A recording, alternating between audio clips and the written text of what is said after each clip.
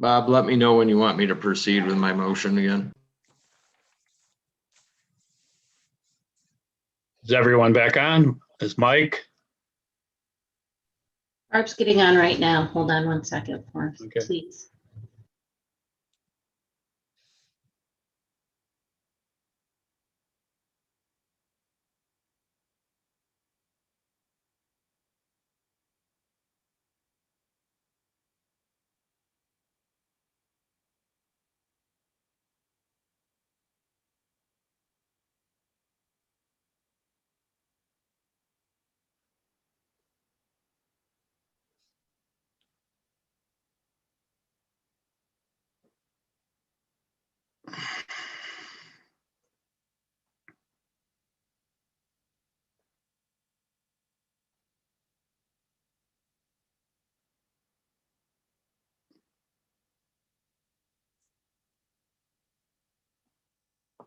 So we good to go, Lisa?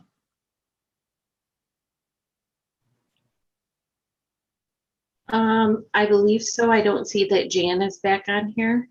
He was on here earlier.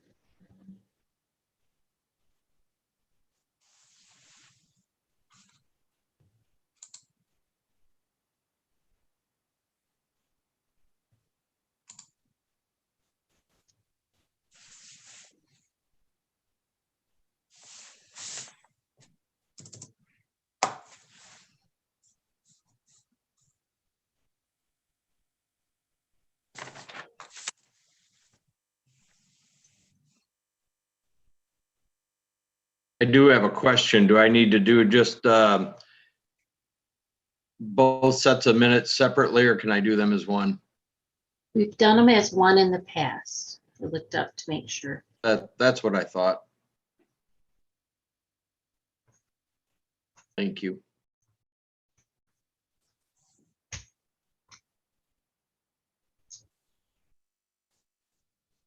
Yeah, I would just go ahead and move forward. Hopefully Jan will hop back on. Maybe he doesn't realize what happened. Okay, so I'll go ahead and make a motion to approve the council minutes for the April 26th, 2021 meeting. Second? Moved and seconded to approve the council minutes of April 26, 2021 meeting.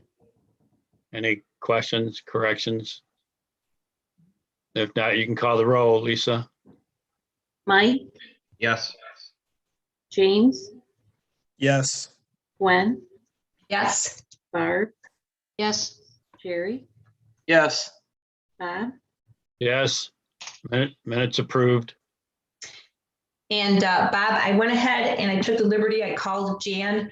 I left a message to see what the status was. So they'll either text or call me. Just wanted to let you know.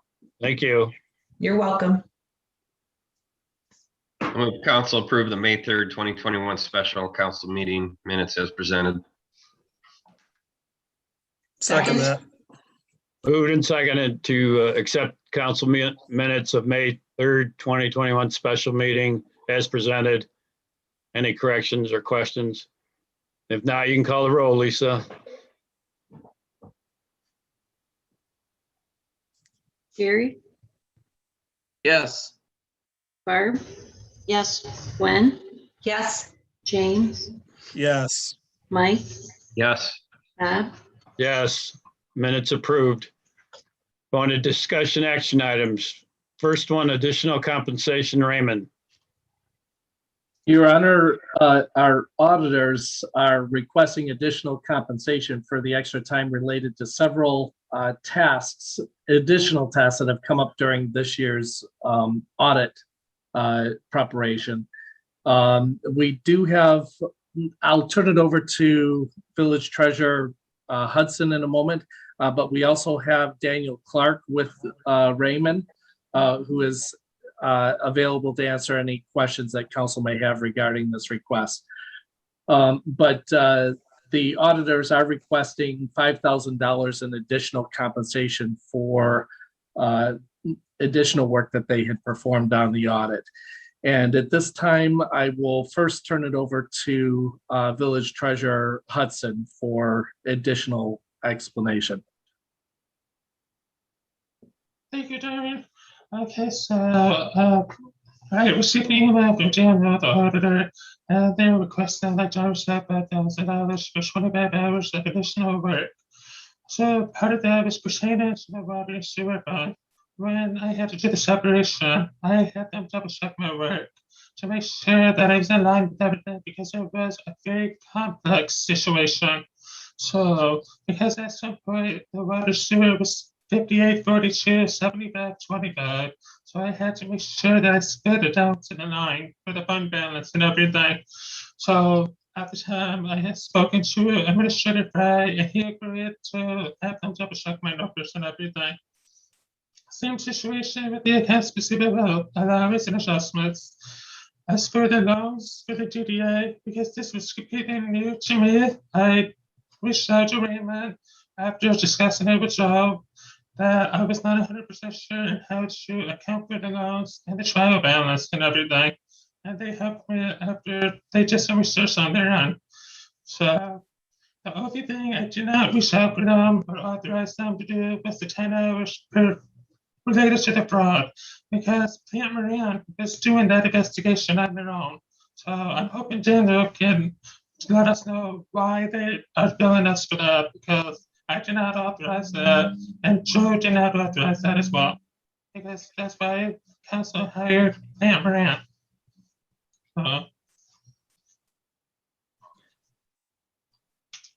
At this time, Your Honor, if it's okay with you, we can invite Daniel Clark with Raymond to provide any additional comments that he would like to provide, as well as an explanation of the 10 hours on the fraud information that they worked on, and hopefully answer the question about why they are billing us for that when that work was not authorized.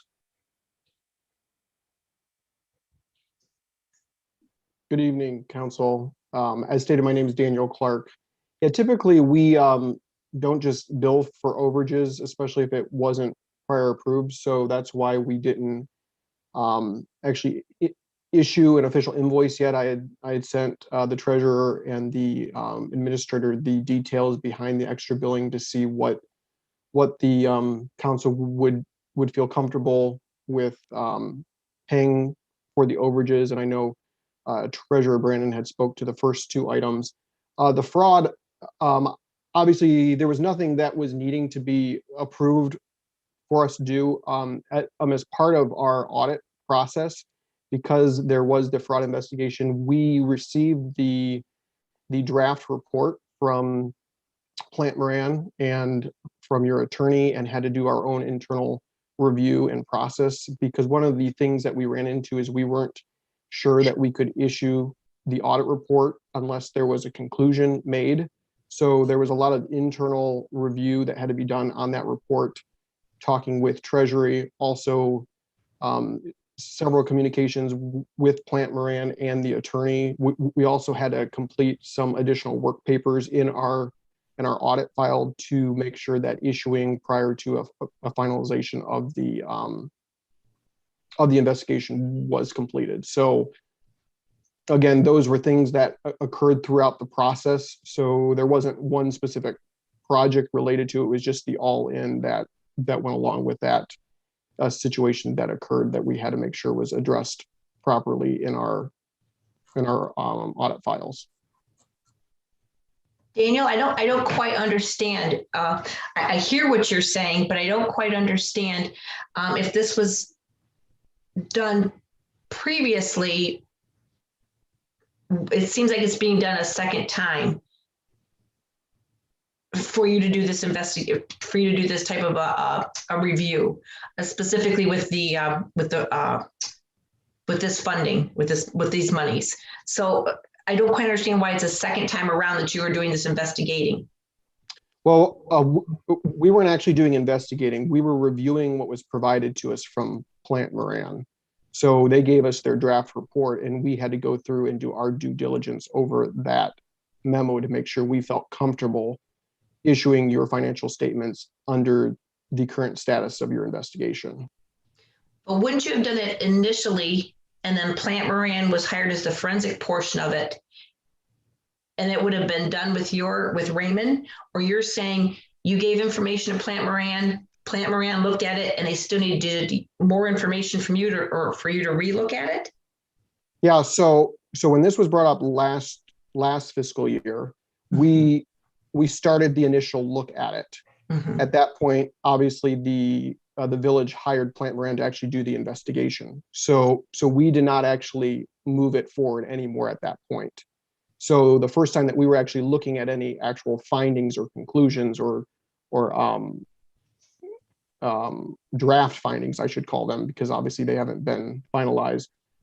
That's when we had to look at what they provided to us to make sure that we felt comfortable moving forward with issuing your fiscal year 20 audit.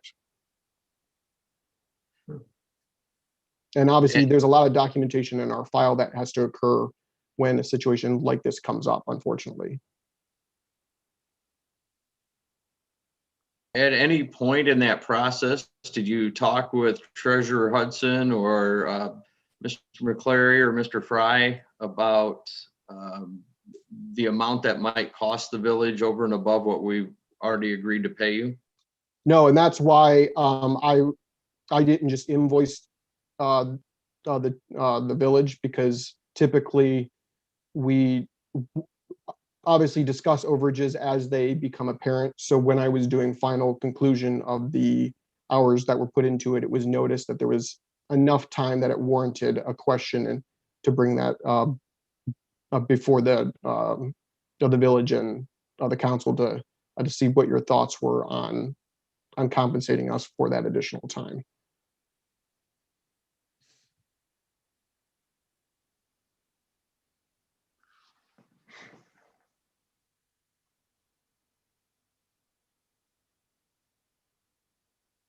Any other questions? Thanks, Daniel, for your explanation. Darwin, what could I guess your opinion or your thoughts on this, please, from an administrator point of view? Well, the work was performed, and my feeling is that the council should approve the additional compensation to Raymond so that we can close out the contract for this year. I would hope that in the future, when this additional work, if it should come up, that it is communicated to us before the work is actually performed so that we can have those discussions before the auditors actually engage in the work so that we can approve it ahead of time. But I do recommend that council approve the budget amendment that the treasurer has presented to you, as well as the additional compensation. Thank you for your input. And thank you, Daniel, for your comments as well. Oh, you're very welcome.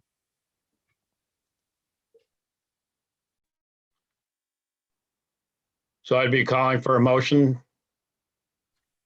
I have one more question, Bob, if you don't mind. No, I don't mind. Treasurer Hudson, so with the amount of money that's being requested by Raymond at this time, what approximately how much would that be costing for the total audit?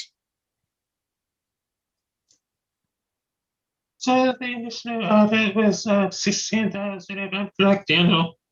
And then this will be another 5,000. So that brings us to 21,000. And has that been fairly typical of what our audits have been in the past few years? I would say that a typical audit can run between $16,000 to $20,000 for a village this size. So it's nothing out of the ordinary. Okay, all right, thank you.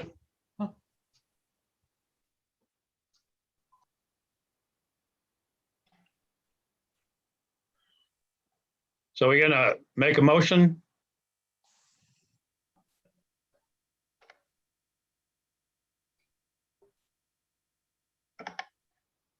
I'd make one, but I still have a question on this fraud thing. Our past two audits never mentioned the word fraud at all, did they, Daniel? I don't remember seeing the word fraud in either of our past two audits that Rayman has done for the village. Yeah, so because the fraud hasn't been concluded on, it's issued as a finding of questioned write-offs and items in the water sewer. So it's listed as a finding in that perspective until a conclusion is actually made. Because right now it's allegation, it's not. Right.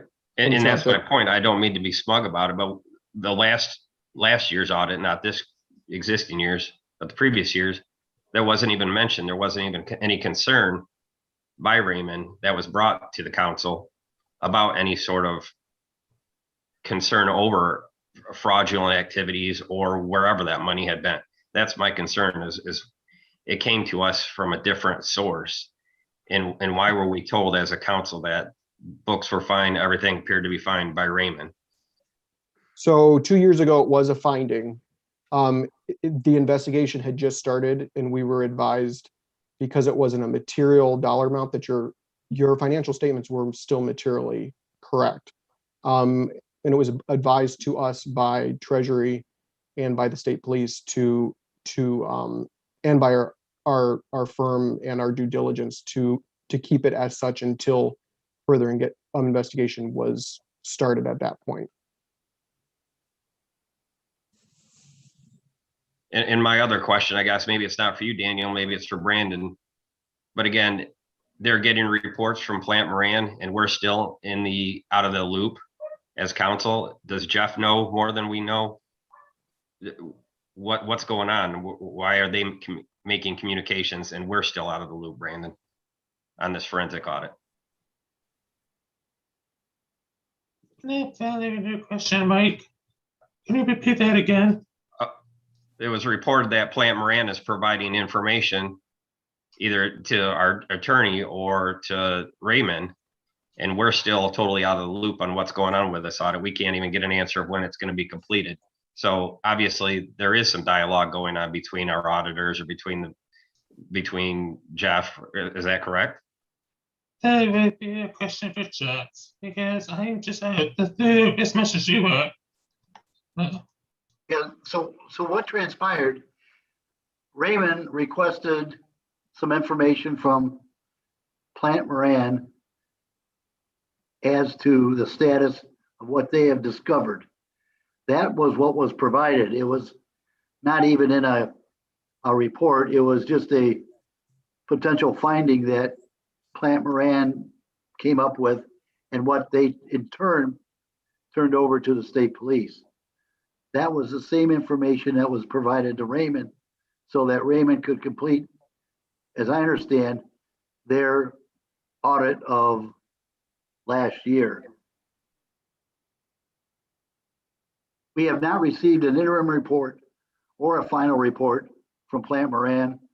And I did have an email exchange with the trooper. I'm trying to set up a phone call with him.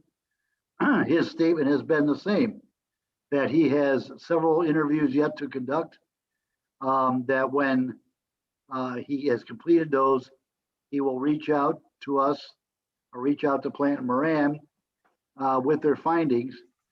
He also indicated that he had kept Bob in the loop, but I don't know whether that's true or not, because I didn't have a chance to give Bob a call. I appreciate that, Jeff. Thank you for the input. So Daniel, just to help clarify, under normal audit circumstances, do you look for fraud? Yeah, so yes, that is part of what the audit does. Obviously, we are here to make sure that your numbers are materially correct. So as part of our testing, we do sample testing. Sometimes it will come across things, sometimes it won't, just do based on the nature of what an audit is. Okay, so based on the previous two audits, the fraud or the materiality of the discrepancy did not warrant a fraudulent further investigation for fraud. Correct. And typically in a situation Okay. like this, we're alerted to it usually through somebody internally. That's how most fraud or suspected fraud is caught, is by an internal Right. interview that we conduct. So exactly what happened here. Now, $200 an hour, is that typical of our quote unquote annual audit? Is that the typical hourly rate? Yeah, that's the blended rate, correct. Okay. So we So have these- some folks, So these additional 25 hours then equate to that price point. yes, sir. Okay. I have nothing further. I'll make a motion if we need one. All right, then go ahead. So I'll make a motion to adopt the budget amendments attached to reflect the additional compensation in the budget and to authorize a payment of $5,000 to Riemann for compensation related to the extra hours during this year's annual audit. Second. Moved and seconded to adopt the budget amendments attached to reflect additional compensation in the budget to authorize a payment of $5,000 to Raymond for compensation related to extra hours during this year's annual audit. Any other questions, comments? If not, you can call the roll, Lisa. Gwen, Yes. Jerry, No. Mike, No. James, Yes. Barb, Yes. Bob, Yes. Motion carried. Next action item is the DDA budget amendments. Your Honor, you are being requested to approve a budget amendment as presented by the village treasurer and authorize the village of Blissfield to refund the Lenawee Intermediate School District through Blissfield Township in the amount of $54,261.35. Has been indicated previously, the village has been capturing Lenawee Intermediate School District taxes for 3 years that should have not been captured because of the retirement of the DDA debt in 2016. The Michigan Department of Treasury, in discussions with the village treasurer on another matter, determined that the village had been capturing these funds contrary to state law. So the village is required to refund these tax captures to the intermediate school district. And the village treasurer can answer any questions council may have regarding this matter.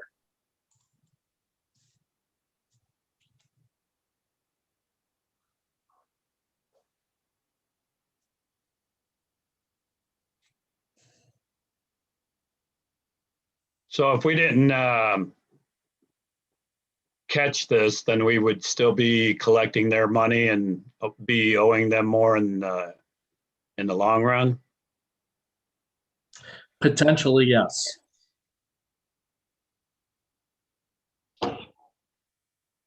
Any other questions? Then I will take a motion.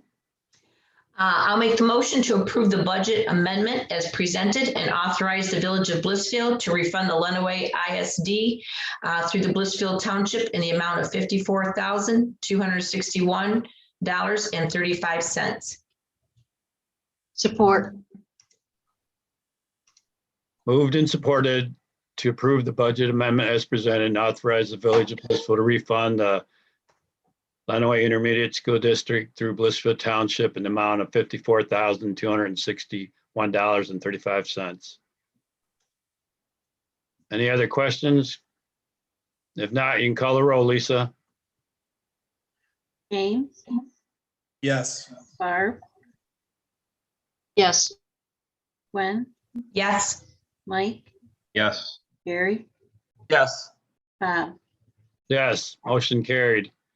Next action item is the brush pile property lease agreement.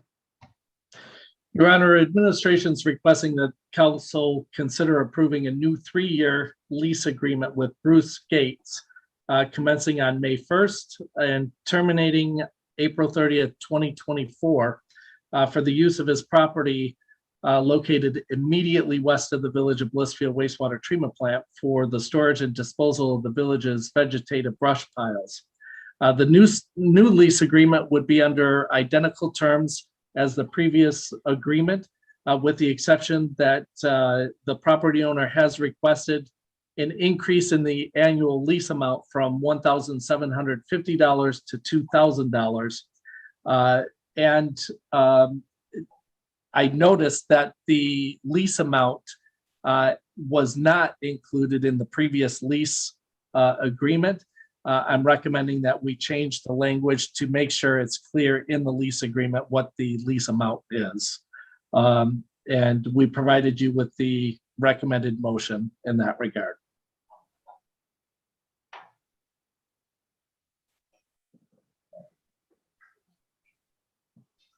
I would entertain a motion.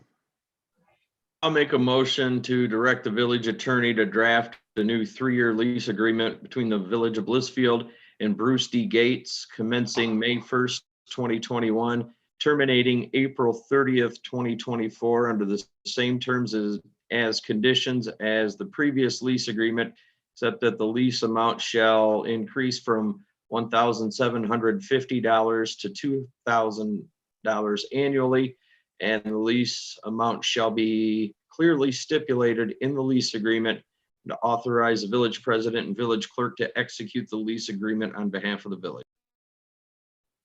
Second. Moved and seconded. You can call the roll on the motion as presented, Lisa. Mike, Yes. Gwen, Yes. Jerry, Yes. Barb, Yes. James, Yes. Bob, Yes, motion carried. Next action item is wastewater treatment upgrade project payment of contractor pay application number 2. Your Honor, administration is requesting that village council approve the contractor pay request number 2 for the wastewater treatment plant upgrade project. The village engineers have approved the contractor's pay request as presented and recommend payment. And council has been provided with the information regarding this matter. The village's engineer, Denise Plummer, I believe is in the meeting tonight and can answer any questions you may have regarding the details of this pay request.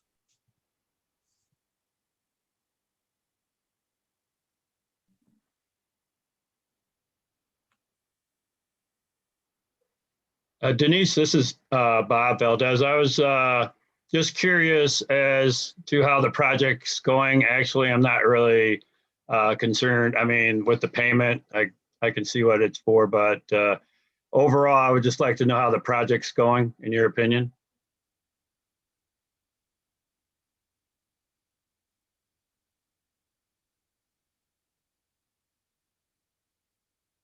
Maybe she isn't here, Darwin. But that's okay. That's all I really wanted to know. What I thought maybe the 419 number was Denise.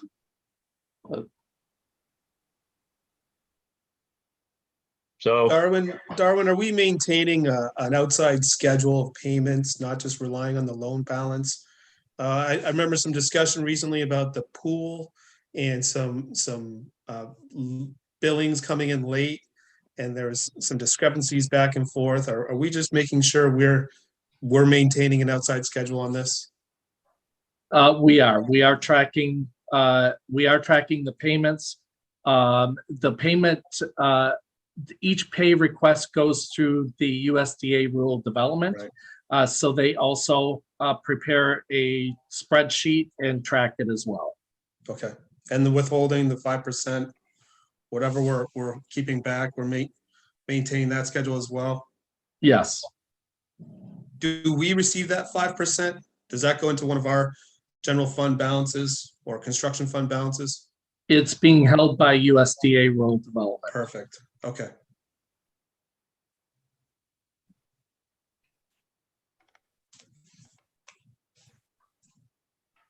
I would entertain a motion. I would make a motion to approve in connection with the Village of Blissfield wastewater treatment plant upgrade project, contractor application for payment number 2 from LaSalle Group Incorporated, dated April 25th, 2021, on contract number 123-700-00011 for construction services in the gross amount of $175,984.14, with a net payment amount due after retainage of $167,184.93, and to authorize the village administrator to execute all documents relating to this payment and to submit the same to USDA Rural Development Agency. I'll support that. Moved and supported. Could you call the roll on the motion as presented, Lisa? Gary, Yes. Barb, Yes. Gwen, Yes. James, Yes. Mike, Yes. Bob, Yes, motion carried. Next action item is the case headworks colors. Your Honor, the wastewater treatment plant staff and contractors are requesting council's approval on the colors for the windows for the new headworks building at the wastewater treatment plant as part of the wastewater treatment plant upgrade project. Wastewater treatment plant staff are recommending that the windows be the medium bronze color. And just for a little further clarification for council, I have given authorization to our staff to select any interior colors, but I had requested that any exterior colors be given final approval by the village council. So this is one of those approvals.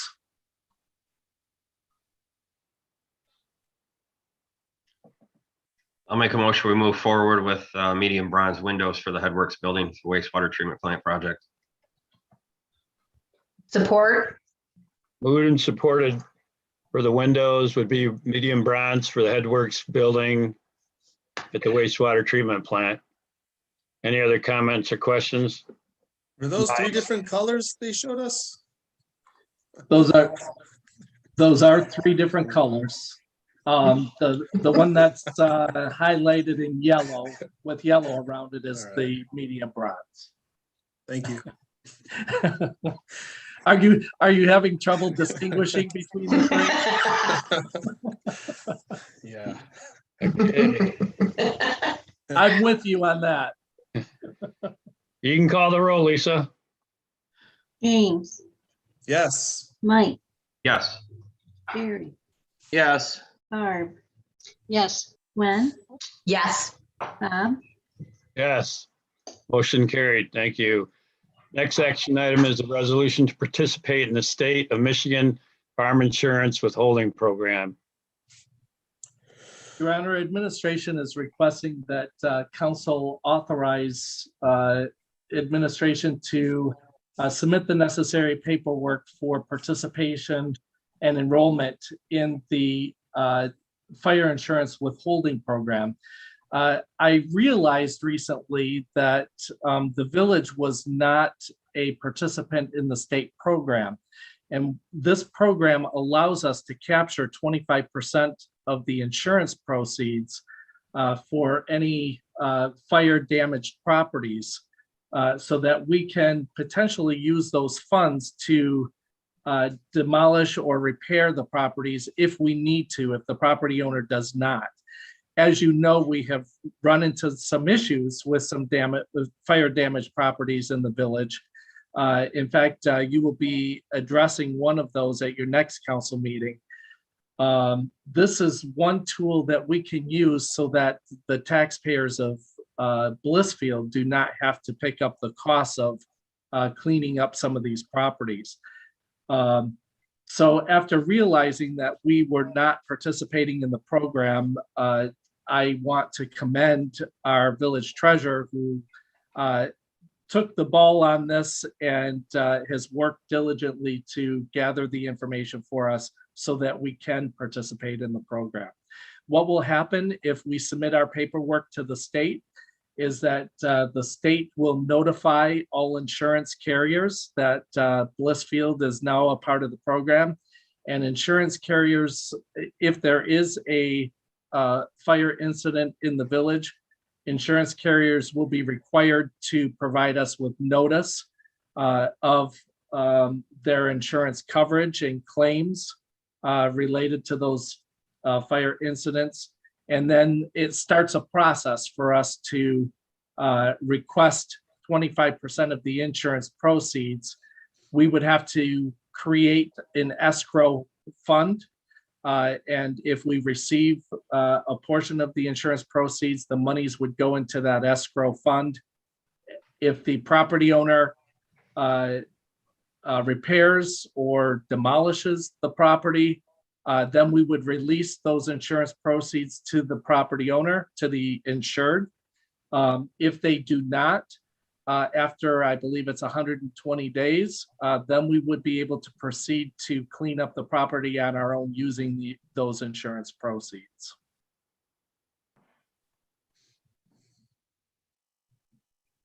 What a great find, Darwin.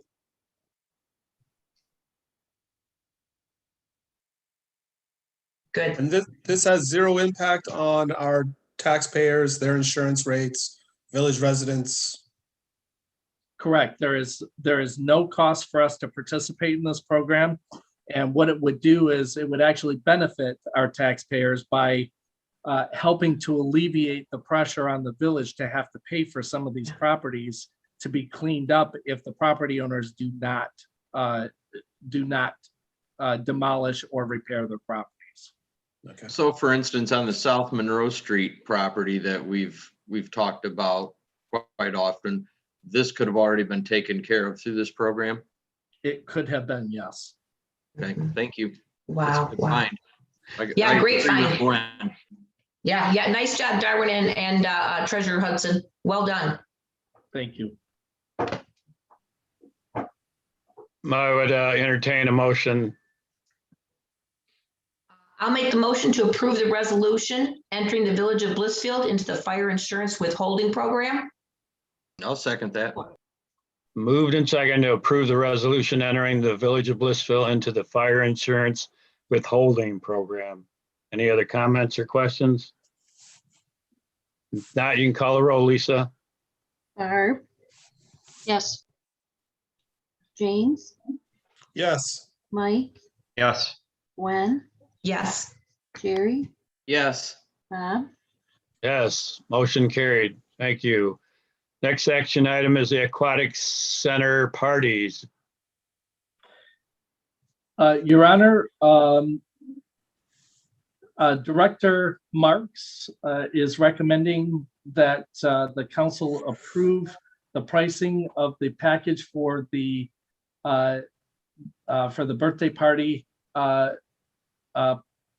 program at the Aquatic Center. And Director Marks is in attendance at the meeting to answer any questions you may have regarding this request.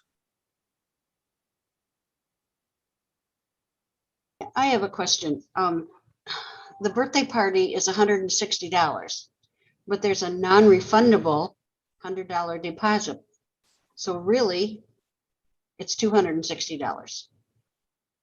I mean, I understand calling it the deposit, but if it's non-refundable, then that's still a cost for the participant to have the party.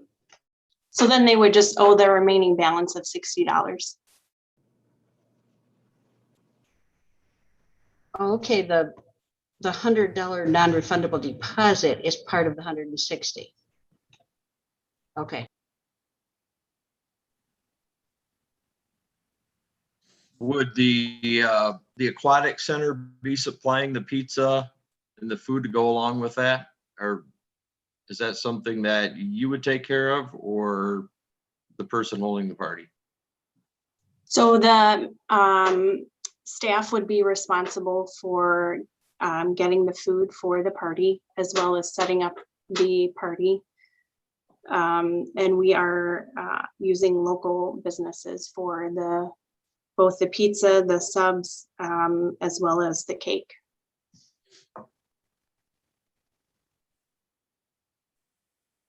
I'll move that council allow parties take place at the Blissfield Aquatic Center, as well as approve the pricing of the package as requested by Heather.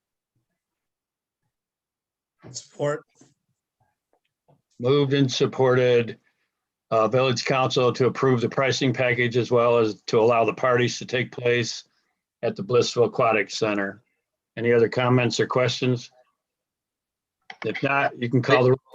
I Oh, do have sorry. a quick question. Can we legally hold a non-refundable deposit?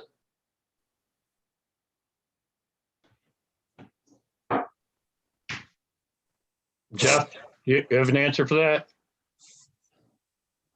Yeah, I'm thinking about it. I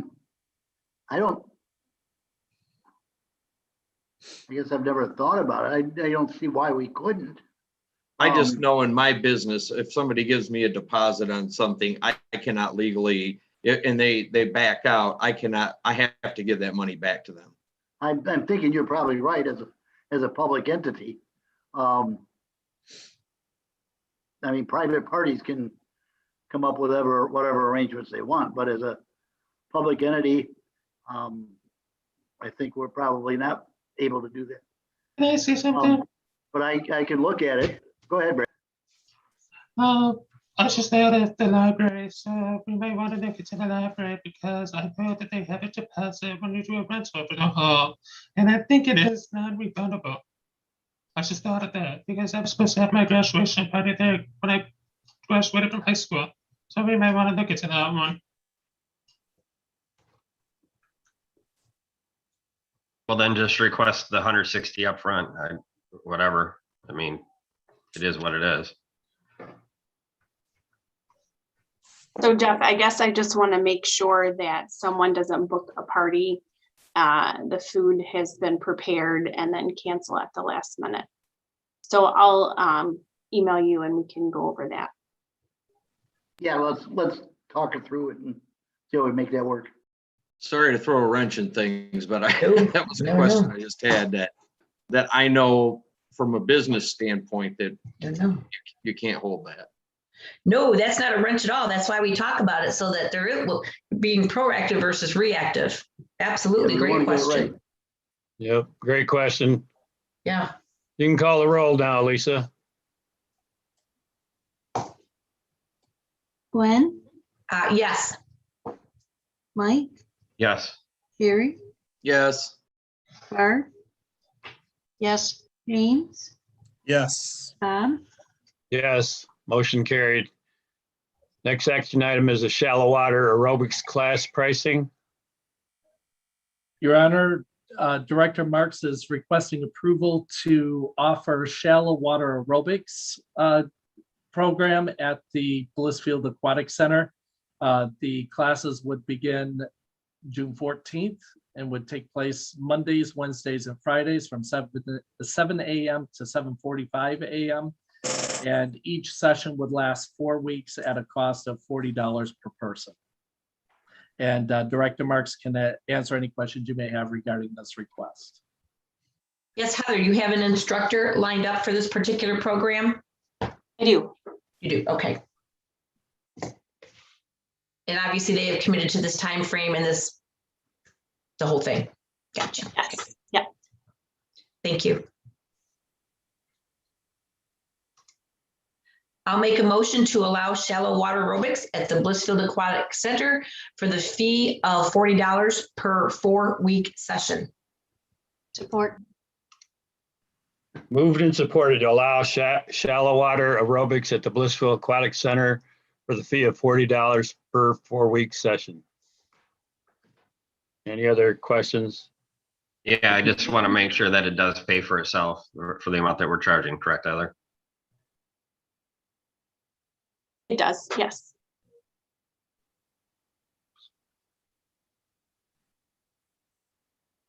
You can call the roll, Lisa. Jerry, Yes. Gwen, Yes. Mike, Yes. James, Yes. Barb, Yes. Bob, Yes, motion carried. Thank you. Next action item is pool staff approval. Your Honor, Director Marks is requesting approval to hire Kevin, and forgive me if I pronounce this wrong, Ybarra, as a lifeguard for the 2021 season at the Blissfield Aquatic Center with the completion of proper paperwork, background check, and pre-employment physical.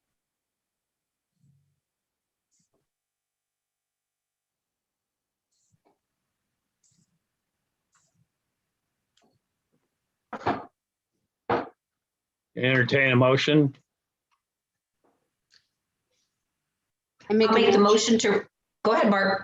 I make a motion to approve that Kevin Ybarra as a lifeguard for the 2021 season with the completion of proper paperwork, background check, and a pre-employment physical. I'll second. Moved and seconded to approve Kevin Ibarra as a lifeguard for the 2021 season with the completion of proper paperwork, background check, and pre-employment physical. Any, Heather, how are we looking on staffing? We are looking really well. So the first, I know we're kind of off track here, but the first 2 weeks schedule has already been completed at this time. So like I said, having these extra guards is great for summer. A lot of families go out of town, a lot of kids play sports, so be able to make sure that we can keep the pool operational during those hours that we've set. Great, thank you. Welcome. Is this Kevin's second year? I thought Yes. so. Okay. Mike, are you referring to that additional Hey, pay? Yeah, I believe it is. He lifeguarded last year for us.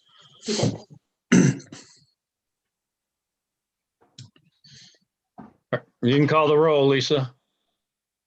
Mike, Yes. James, Yes. Barb, Yes. Jerry, Yes. Gwen, yes. Bob, Yes, motion carried.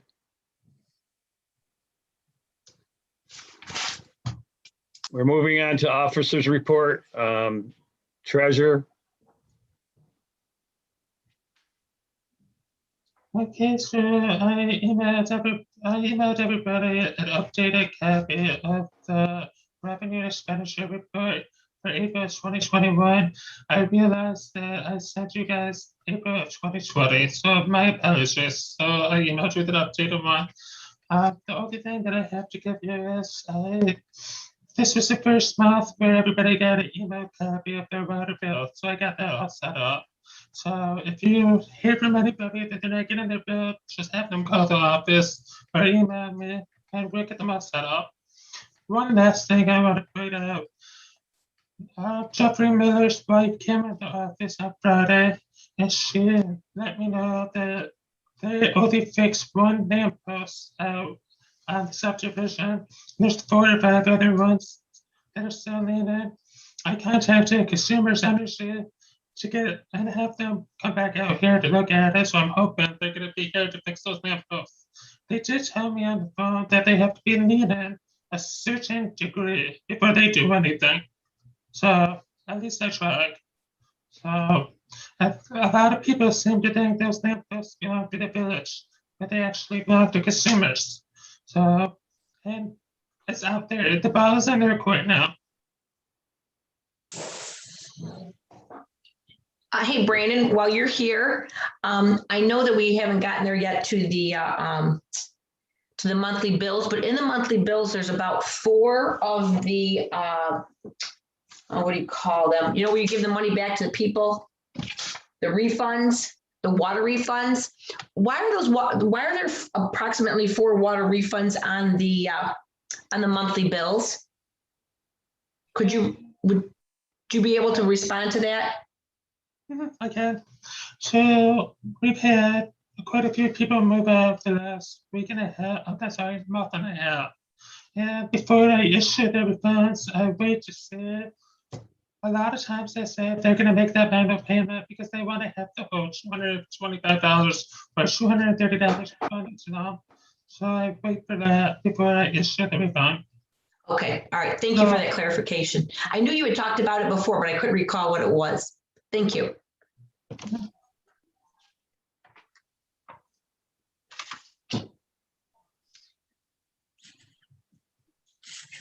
All right, thank you, Treasurer Hudson. Clerk? I just didn't know if you guys had any questions about the bills.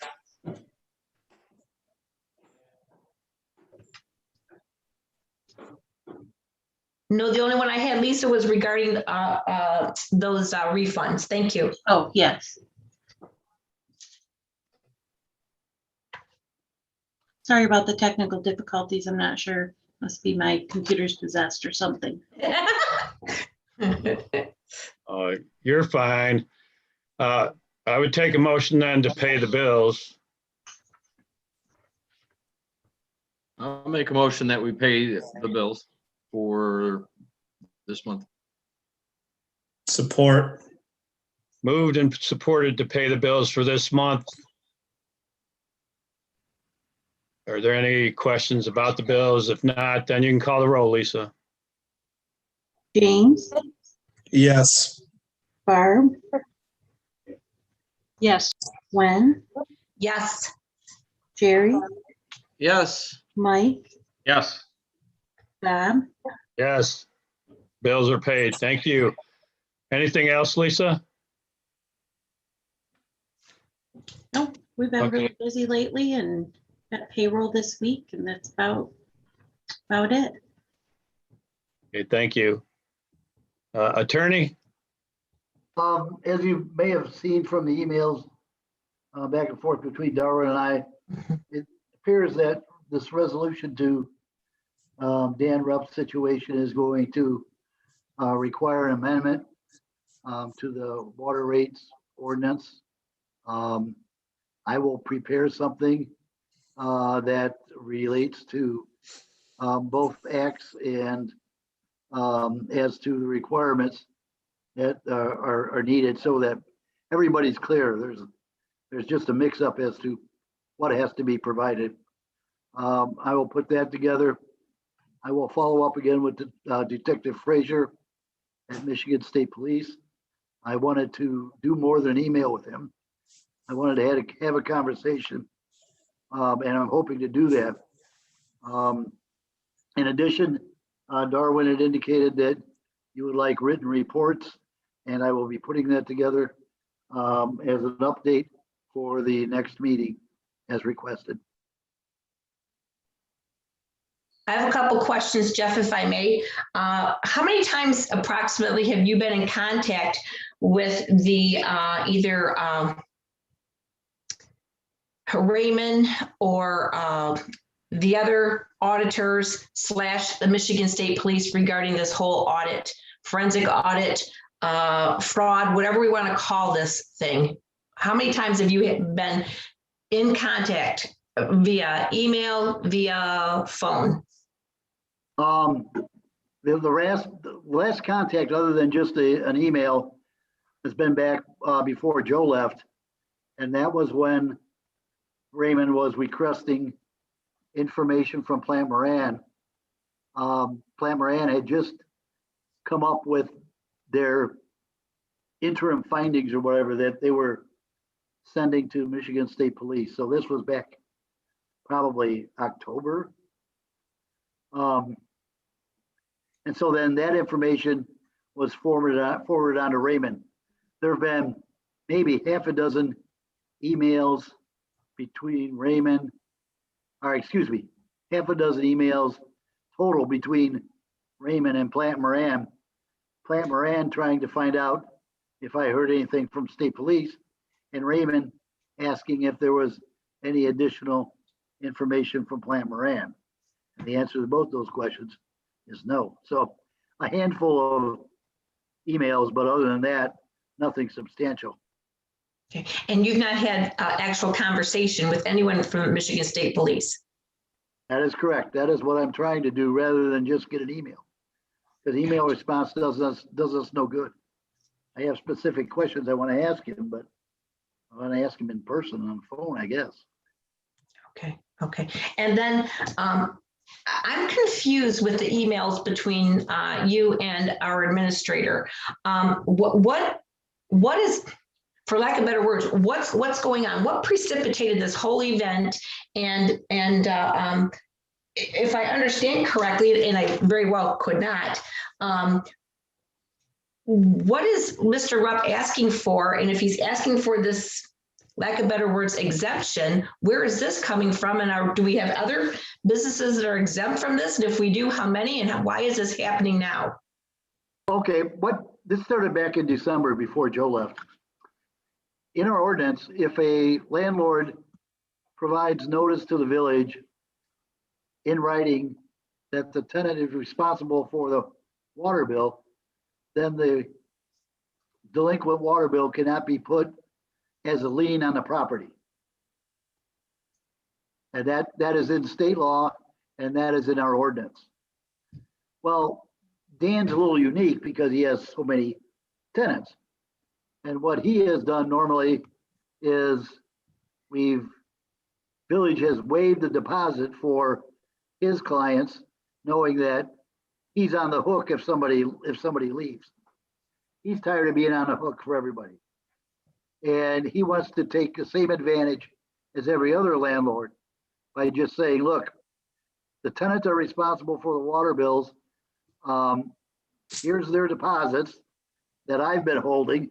I'm going to pay them to the village, and the village takes it from there. So that if the tenant is delinquent, the village can't then put a lien on Dan's property. But who is going to be paying the water bill then? The tenants are paying the water bills. They all do. Dan says that all his folks are billed by the village and pay the village directly. So he holds the deposit, but typically the deposits for other folks are given to the village. Correct. So he wants to go ahead, and instead of him holding the deposits, he wants it to go to the village. When the people in the park exit, what does he want to happen? Same thing that happens with the other landlords that give the notice. The village has to go after the tenant and can't put a lien on the property. The lien on the landlord's property. Correct. And this is what all landlords do? That's why the ordinance needs amended. So is this what all landlords do? I don't know. I'm not a landlord. But I'm saying the ordinance and state law says if the landlord gives notice to the municipality that the tenant is responsible for the charges, the lien can't be placed on the landlord's property. And our ordinance states this. Yes, with an exception for Coach Light Estates, which is the carve out for Dan, and he wants to get rid of that carve out, is what I understand. Okay, and I think one of the things that was alluded to in the emails is then, are you working for Dan and representing him, and you're saying you are not representing him, that you are representing the village? That's right, I'm representing the village. I told Dan, I said, Dan, do whatever the ordinance states. And he said, well, can you help me do that? And I said, yeah, but you got to do whatever the ordinance says. Did you write his affidavit? Yes, I did. Well, how can you write his affidavit, but you still work for the village? His affidavit just merely states what the ordinance requires. Are you doing his work on our dime? No, I'm doing his work on his dime. His, okay, so he's got you as an attorney as well? Yes, How can you, if you would rather I not represent him, I won't do that on this. But No. all I did was try to assist him to get this done, and it's turned into a mess. And I didn't think it would. Well, my question is, why didn't he bring this before council? How did you get involved? Did he talk to somebody at the village office first? And I'm in the dark on that. I'd Yeah, like he to know sent a- more about how he you sent a got. letter. He sent a letter to Joe in early December. Joe dumped it in my lap when he left, and I think dumped it in everybody's lap.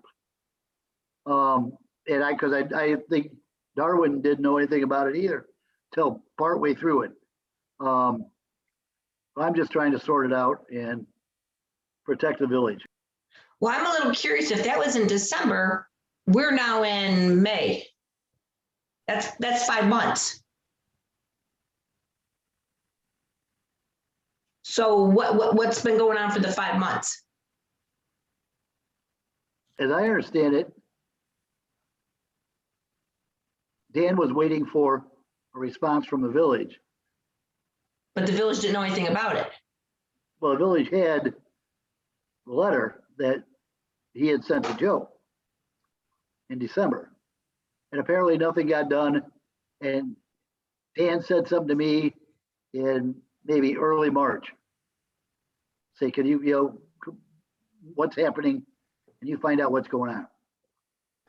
And if it's okay if I chime in as well on this.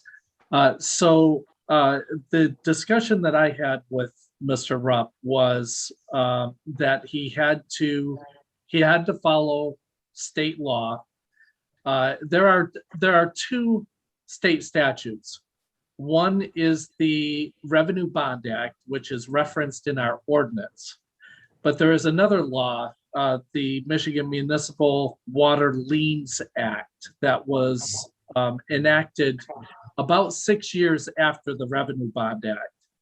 And in many respects, the two statutes say very much the same thing, except that the Municipal Water Liens Act goes a little bit further by requiring that landlords have written lease agreements to be able to file the affidavit with municipalities to have the liens waived on their properties. The Revenue Bond Act does not require a lease agreement. It says if one exists, then it has to be referenced in the affidavit, but it says if one exists, and I'm paraphrasing. The Michigan Municipal Water Liens Act requires that a written lease agreement be executed for landlords to be able to file the affidavit requesting that they be held harmless for any water or sewer bills that the tenant is responsible for. So there was some confusion. In the meantime, also in our ordinance says that our ordinance references the Revenue Bond Act. And the ordinance states that that tenants must pay a $230 deposit if they are responsible for their water bills. And then commercial and industrial properties have to basically pay a deposit that is twice their consumption. But there's one sentence in our ordinance that says that that requirement for the deposit does not apply to Coach Light estates.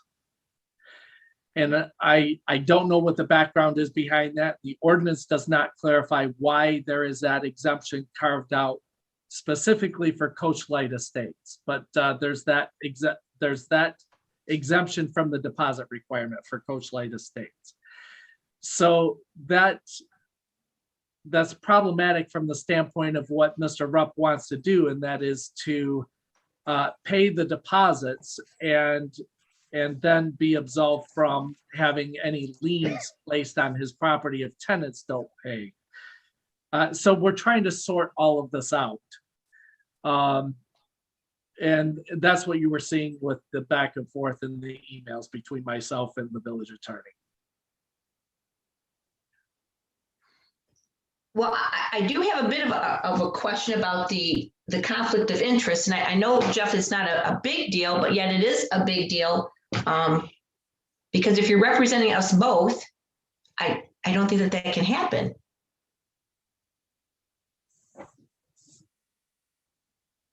Well, I'm representing the village interest as far as what's required in the ordinance.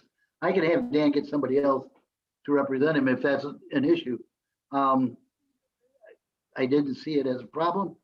But I certainly don't have any, because I'm not advocating that we're not fighting, I guess. We're just trying to get to the same point.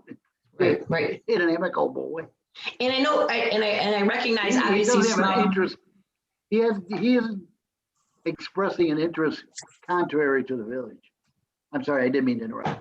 No, you weren't. And I understand that we are a small village and you are obviously,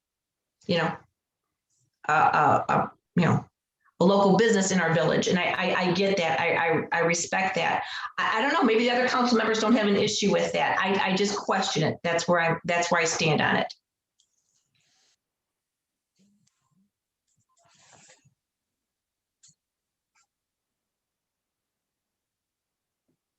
Does anybody else have a question about it or not a question about it? Or are you guys okay with it? I was curious. I don't know. It kind of, it does look like a bit of a conflict of interest, and I don't like the way the whole thing went down. I mean, if Dan was that concerned about it back in December, he should have brought it before the council like he did when he wanted to have his new sign placed. That would have been the way to go. And then we could have discussed it as a whole and gone from there. I think it probably would have been taken care of by now. But he's not trying to change anything. He's just trying to move deposits off his books and have the village receive and manage the deposits. So I think what he's trying to do is figure out how best to present that to the village and his tenants, for lack of a better term, right? And he's not trying to change the ordinance or update the ordinance. He's not rewriting the rules. He's simply removing himself from the equation. He wants to get out of the deposit business. Right. Maybe the best course of action is to go into the village and talk to the treasurer and figure out, should he write checks individually back to tenants and have them come in and make deposits and present the paperwork and bypass Jeff and that need and essentially run it like every other tenant landlord does in town when they take advantage of that ordinance. Well, that's, unfortunately, we lost a lot of history when we lost Jim and Frank.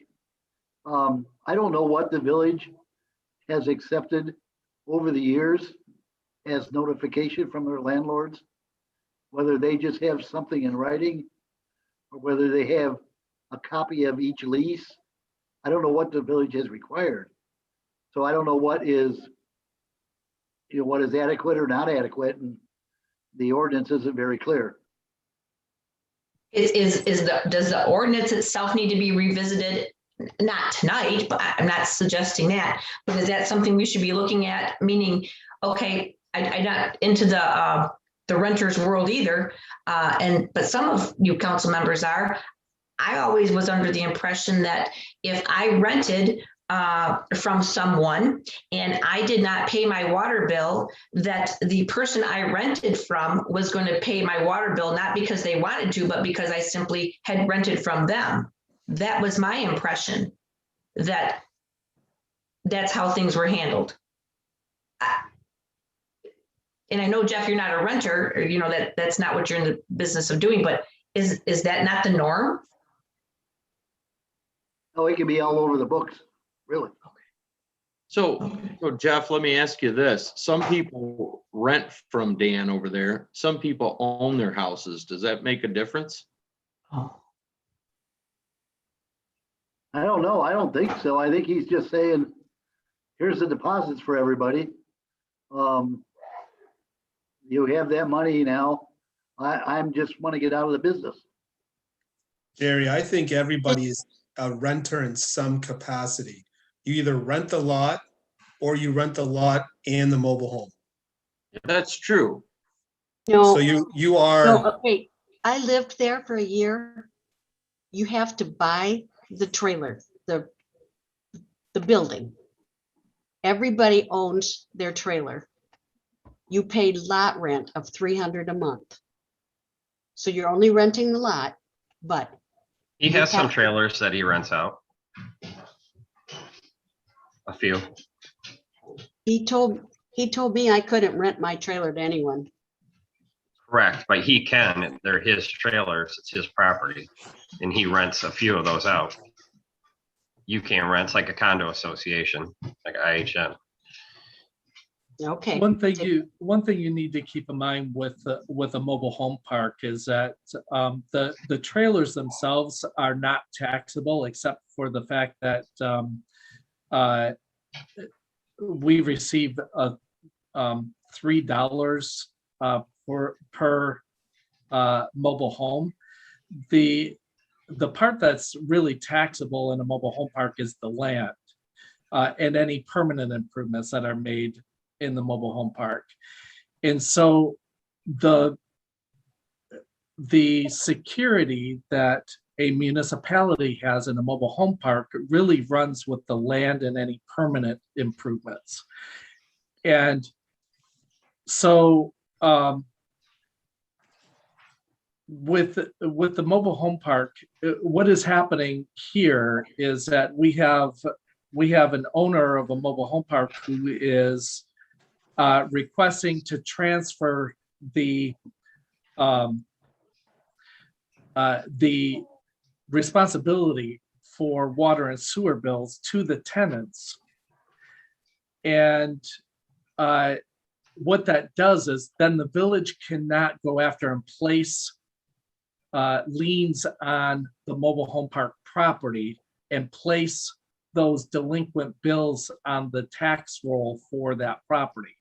We now have to try to collect from the tenants. And if they move out, trying to track them down and collect those delinquent charges becomes much more difficult for us. So it does, now he does have the right to do that, as does any other landlord under state statute. It does make it more difficult for us to collect in those instances. And when we end up in a situation where the water and sewer charges are uncollectible, of course, that's a cost that has to be made up by all of the other customers of the water and sewer system. Because, you know, we have costs and we've got to pass along those costs through our water and sewer rates to our customers. So it is a cost that ends up being borne by all of the other users of the system. But Mr. Rupp does have the right to take advantage of state law, and as long as under the Water Liens Act, if he has executed lease agreements that specifically make it the responsibility of the tenants to pay the water and sewer charges, then he can file those affidavits and for each of his tenants, and therefore not be responsible for them. And this is part of what I'm trying to work out in my head. The Revenue Bond Act is a different issue altogether. It does not necessarily require that written lease agreements be executed, just that an affidavit be filed that they are responsible. The tenants are responsible for the water and sewer bills.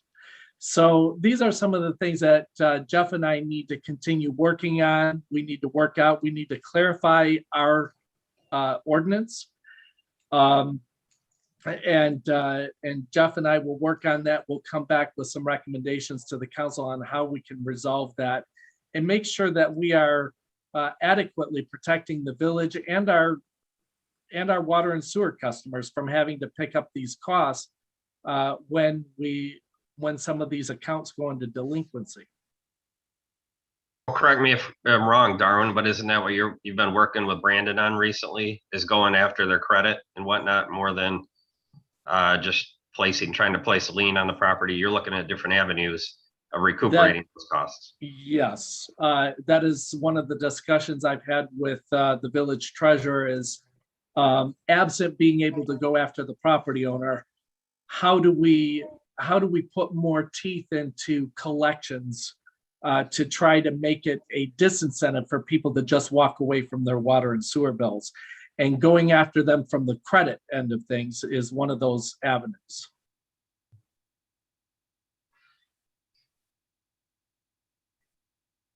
Are we all set then? We can move on. We'll go to the police chief report. Yeah, has sent us a nice written report.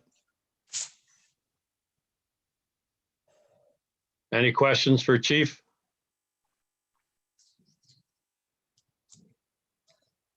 If not, we go to the administrator's report. Your Honor, you've received and council, you've received the village administrator's report for May 10th. I provided you with updates on the village administrator search, the wastewater treatment plant upgrade project. You were provided with a copy of the minutes from our last bi-weekly field meeting held on May 3rd. Fiscal year 2021-22 budget preparation.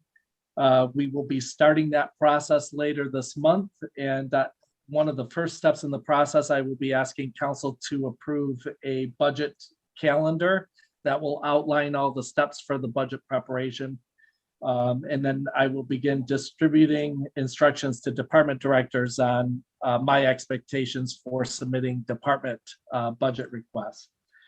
I provided you with some background information on an issue I'm working with Kathy Palmer of That One Place in Blissfield on a revocable license to use village property to place some air conditioning units.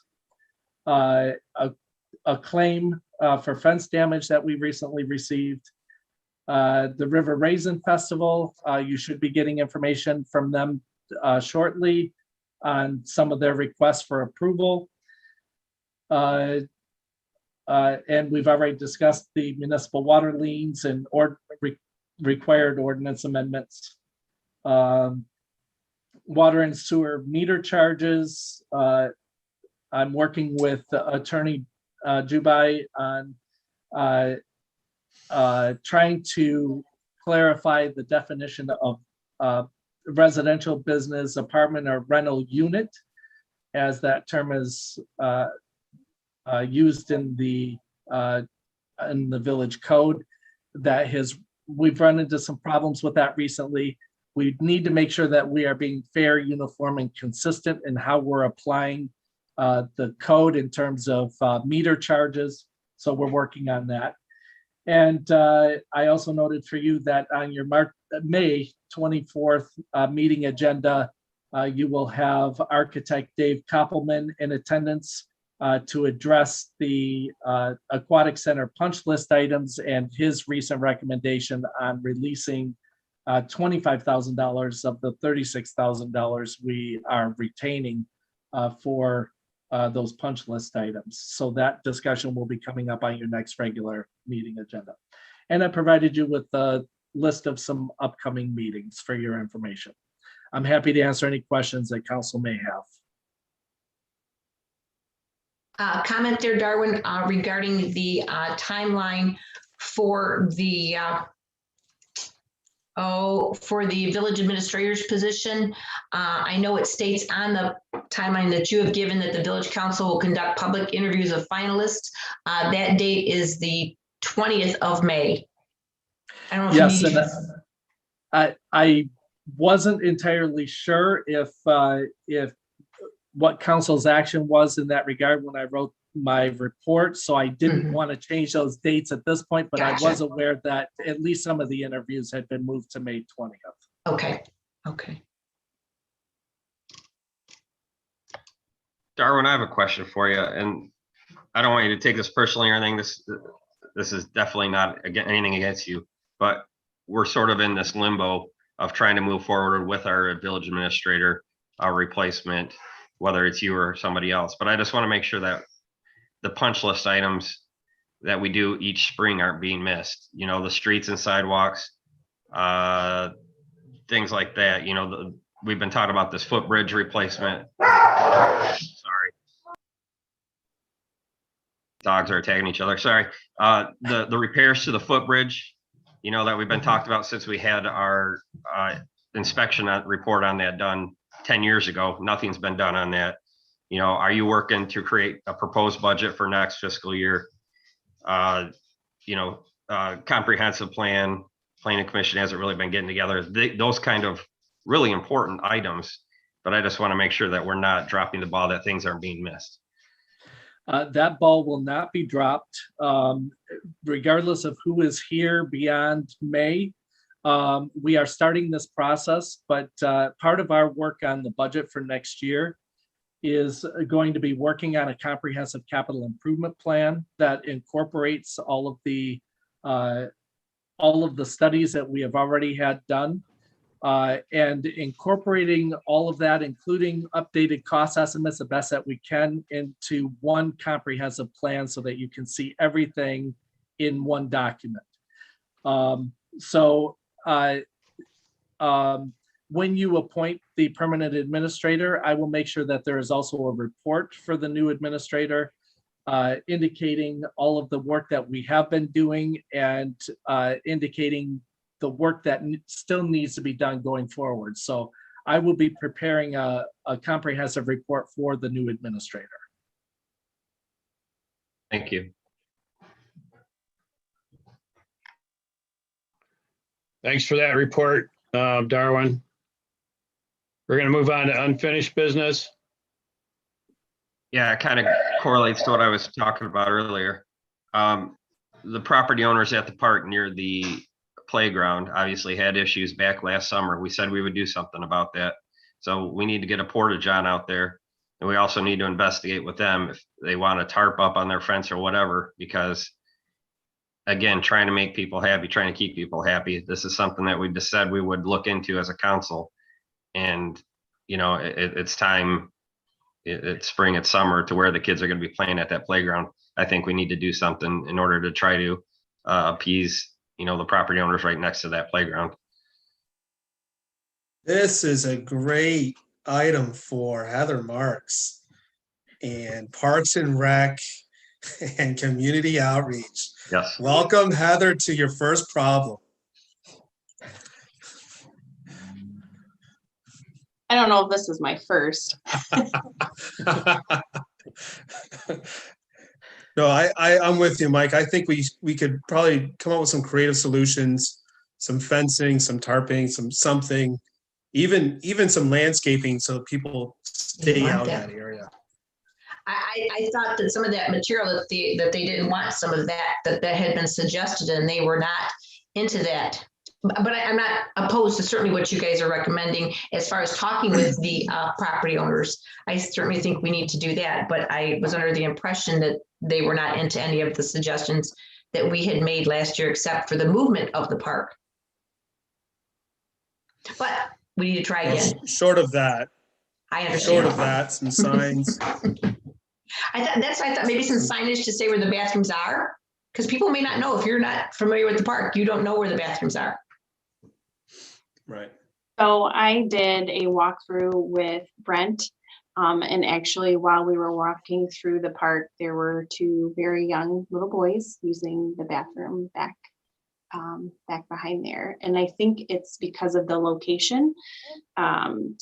So when you have 3- and 4-year-olds, you really don't want them to go that far to the bathroom by themselves.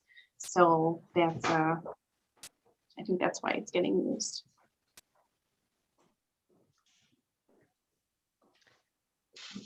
I have a couple questions, Heather, if I may ask for you on the about pool material. One of the things that I've read in two different newspapers here recently is that the price of chlorine and to locate chlorine is going to be quite challenging. I'm hoping that somehow you knew that and we've looked into that.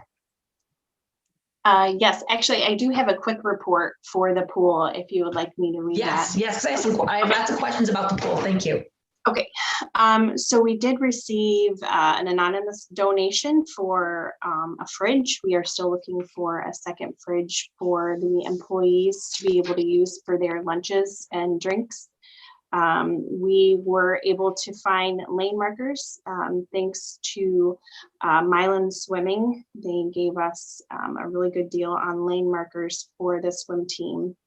The cameras were installed and service should be connected by May 15th.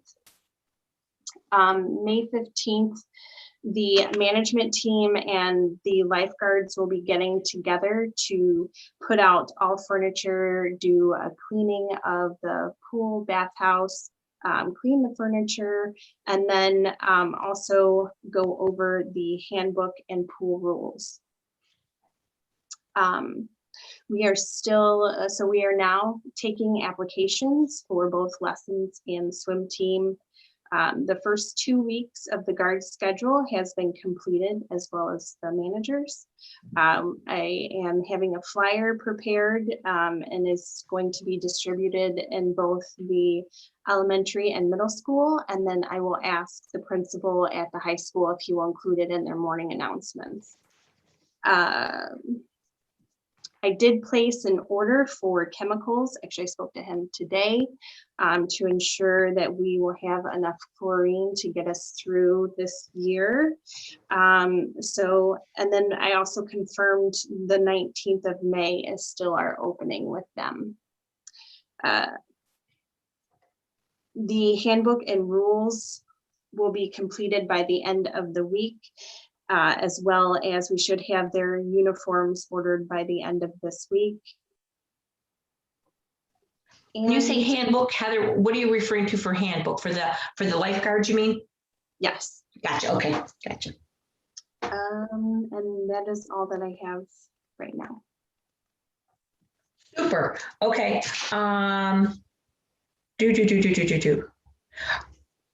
Question as far as the special programs. I know that was something, maybe special dates. Have you had the opportunity to work on some special dates throughout the pool season for special parties, not just the swim parties for the birthday parties, but other special dates? Have you had the opportunity, like I said, to line some of those up that can begin to be advertised?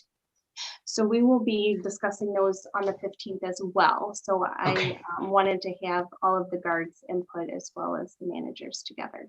Gotcha. Okay. And then I love what's going on with our website. I don't know, and I know there's been a variety of people that have been working on that, but I absolutely love how on that homepage you guys have that rotating or that differing picture, the differing announcements.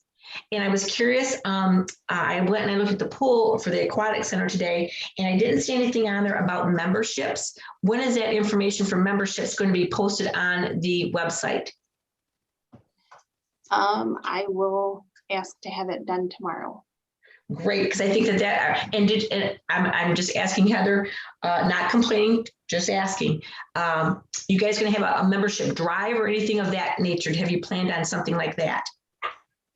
No, I have not.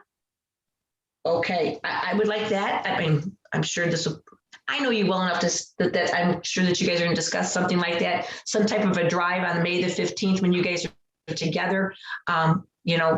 What is going to be, how do we plan to get all these memberships, and where can people sign up for the memberships? And I know we discussed the costs for resident / non-resident and for the full year versus daily things, but if that information could be on that website, that would be delightful. Okay. Okay, thank you. And then I had another question that is not regarding the pool, but I received via email the DDA survey that came from, oh my gosh, what's their name? The people that are doing your RFQ or RF something, RFF? McKenna. Thank you. Okay, I got that. I got that survey, and I'm just curious as who received that survey. And on the survey, it continued to claim the words downtown, downtown, downtown, and that on some of the questions, it asked like, no, businesses downtown. Well, there's only so much room, quote, quote, downtown. And I didn't know if the survey was supposed to be talking about the DDA district versus just the downtown district.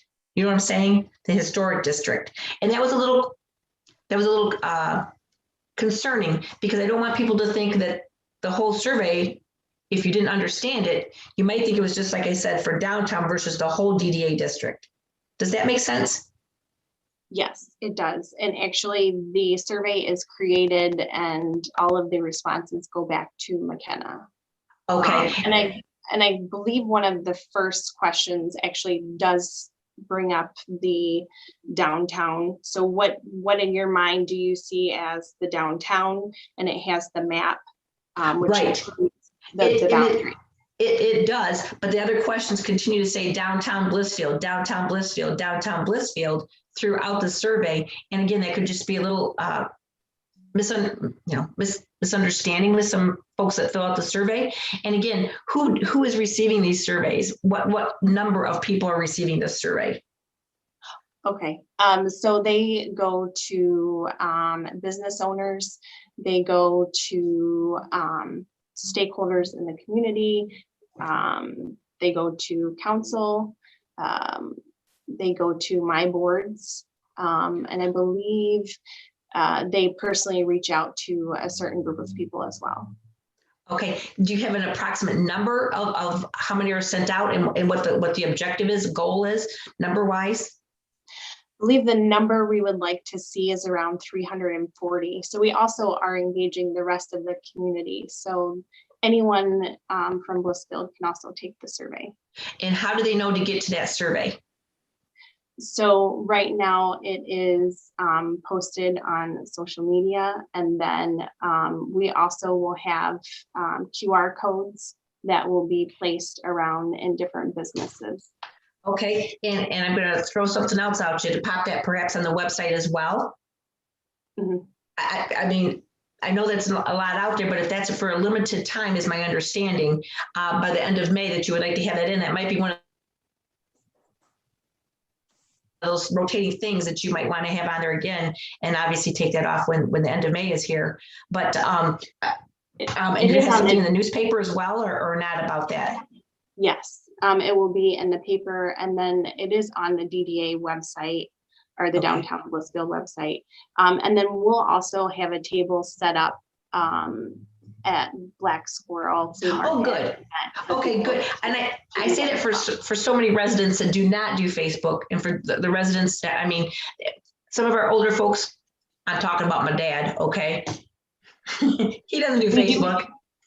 You have paper copies in the village office too. Beautiful, wonderful. Thank you. Thank you for that. And I'm just double checking my notes for you. Signage, grass, weeds, membership, blah, blah, blah. Nope, that's it. Thank you. Thank you. Thanks, Heather, for your report. Appreciate it. We're on to new business. Any new business? Yeah, are we gonna have a committee meeting next week? Darwin, do we have anything for a committee meeting? Would you like one, Mike? I would. I'd like to talk fiscal year 21-22 budget. It's definitely time. It's May. Okay, We don't need to be on board with this, and I think Darwin, needs to know. He's the one that's sitting in that chair, and he's the one that needs to know what's council's direction for the next fiscal year. We got to have that done by June and July. okay, sounds good. And secondly, I'd like to go back to in-person meetings. We've got the room set up to where we can have the 7 of us sit in there. I'm tired of this Zoom stuff. I think the 7 of us can sit there. We can still have public comment. We can still stream over YouTube. I think it's time to get back into the building and do this stuff in person. I think we're going to be much more accountable, as well as work together better as a group. I would agree with that. Yep, same here. In fact, we On talked board. about that just before the start of the last meeting. We were kind of seeing who was vaccinated, who wasn't. So I think most of us are. All right, any other new business? Darwin, did you get that for our committee meeting? Can we get, I guess we should probably talk about cannabis and an ordinance. If we're gonna have presentations like that and people looking to possibly establish a business, we better get something Well, in writing for it. we can have some discussion on that. Yeah, okay. Darwin, are you still there? Yes, Okay, did you get that? What, the two items we wanted so far? For our yes. committee meeting? Fiscal year 2021-22 budget and discussion on cannabis. Okay, And Heather, while you're here, would you be a part of that discussion as well as the economic director for the cannabis as well? I don't know. I'm just throwing it out there. Sure. Okay. sounds good. Any other new business? I have two things. One, when the village suffered that graffiti attack, most of it got cleaned up. There's still some on a downtown building. It seems like the building owner is struggling to get it removed. Can we possibly help him out? Summer's coming up. We've got a lot of people coming to downtown. We got thousands of people driving by every single day. We should be able to get that cleaned up as a community. It looks terrible. So It's on we a could do private that. building though, right? Well, can we go to the building owner and say, hey, can we have our DPW remove this? So I prefer to, have it paid for and removed and continue to look at it and have our visitors have to look at it. Well, And the other then- two building owners had it removed on their own. Did they? That becomes a slippery slope then, James. I understand, but Mhm. it's a struggle. I'm just tired of looking at it. So I was hoping maybe we could do something. Larry Tuttle is about to make big news for Blissfield. He had a 7-minute shout out prior to the Tigers game. So if we could do something for him on the website, Gwen, that would be great. Just make it known. He's put Blissfield on the map quite a few times, and he's done a lot for the program, the school, the baseball program. So big shout out to him. We could actually do a proclamation, James. That would be a very nice thing, I think, for him. Okay. What's the proclamation entail, Mike? What does that mean? We could have Jeff write up a simple proclamation, just congratulating him. He's going to be the winningest coach in baseball history. Oh, okay. So I mean, it's things that we do here and there for different recognition of some sort. Yes, absolutely. Oh, okay. Okay. That'd be great. I think we should do something like that. I'll get together with Darwin and we can put something together. Great. All right, any announcements? I need a motion to adjourn. I'll make that motion. I'll support that. You can call the roll, Lisa.